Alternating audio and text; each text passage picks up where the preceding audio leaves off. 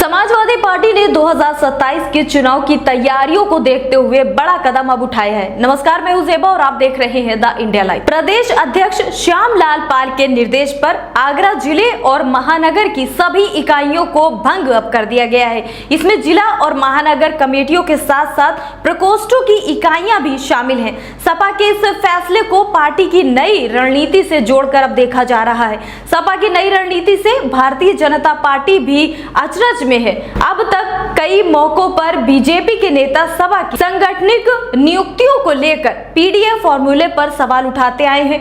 अब उन्हें भी नए सिरे से रणनीति बनानी पड़ सकती है।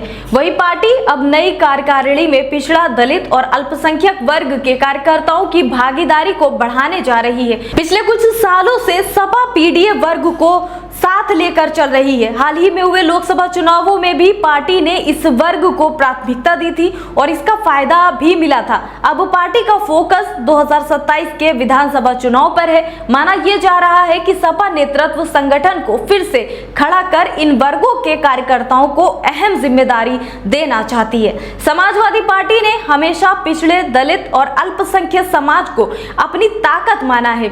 इसी वजह से अखिलेश यादव की अगुवाई में पार्टी ने पीडीए एजेंडे को भी आगे बढ़ाया है। ये एजेंडा 2019 के बाद से लगातार चर्चा में अब तक रहा है।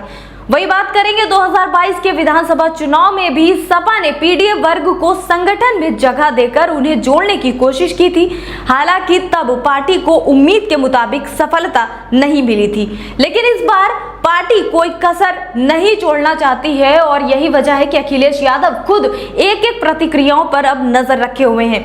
वही गौरतलब है कि आगरा जिले में समाजवादी पार्टी का मजबूत आधार रहा है। जिले में पिछड़ा, दलित और अल्पसंख्यक समाज की बड़ी आबादी है। ऐसे में सपा नेतृत्व इस वर्ग के नेताओं को संगठन में लाकर 2027 के चुनाव में बड़ी भूमिका देना चाहता है।